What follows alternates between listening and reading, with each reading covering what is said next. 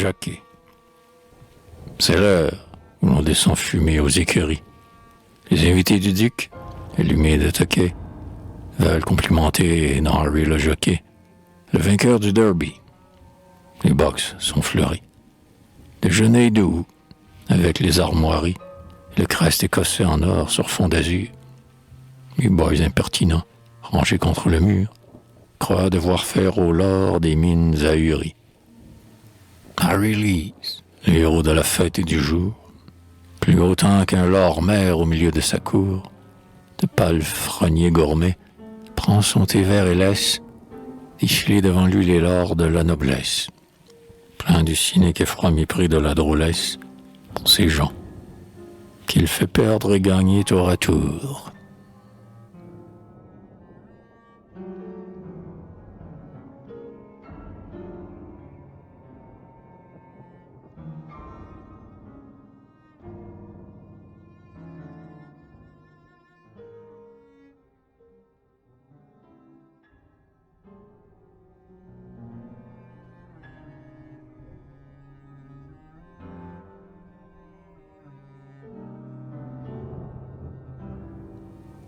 Darling, la moustache soyeuse et rousse, bien en chair, une chair de beau blond à l'œil appétissante, carrant les reins nerveux et l'épaule puissante, dans le tricot foncé sur le pantalon clair, le Darling se promène en face de la mer, indolent, et la troupe affreuse et médisante, des dames en chapeau rubis, effervescentes, détaillent son costume et sa marche et son air.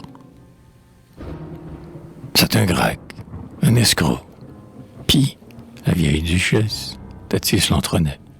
Il a du cercle, exclu.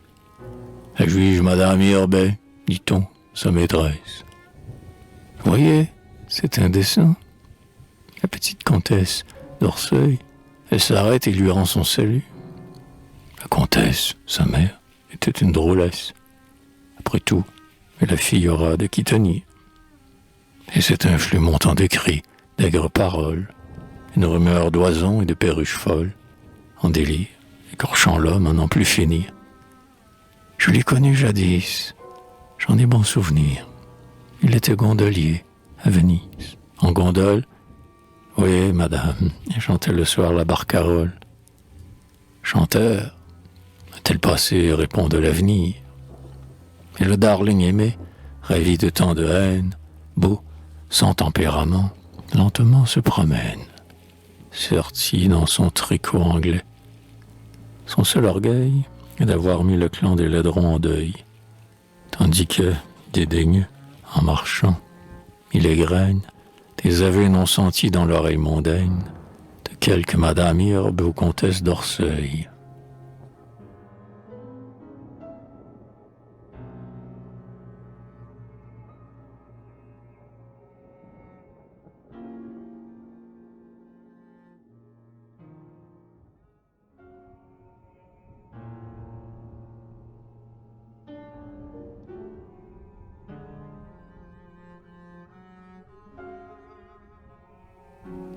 Isolé, seul, et c'est là l'énigme étrange de sa vie. Le soir, l'opéra dans sa loge, au retour, il boit, dans son coupé, seul on le voit toujours, partout, sans un salut, sans une sympathie. Cet homme a cependant le grand train qu'on a envie, l'hôtel aux 100 tableaux signés de noms fameux, les chevaux cotés les printemps brumeux, à Londres, aux 2 mois de la saison suivie. Quand on croit à Madjar et fils de grand seigneur, il n'a jamais forfait aux règles de l'honneur, selon les lois du cercle, où le failli s'affiche.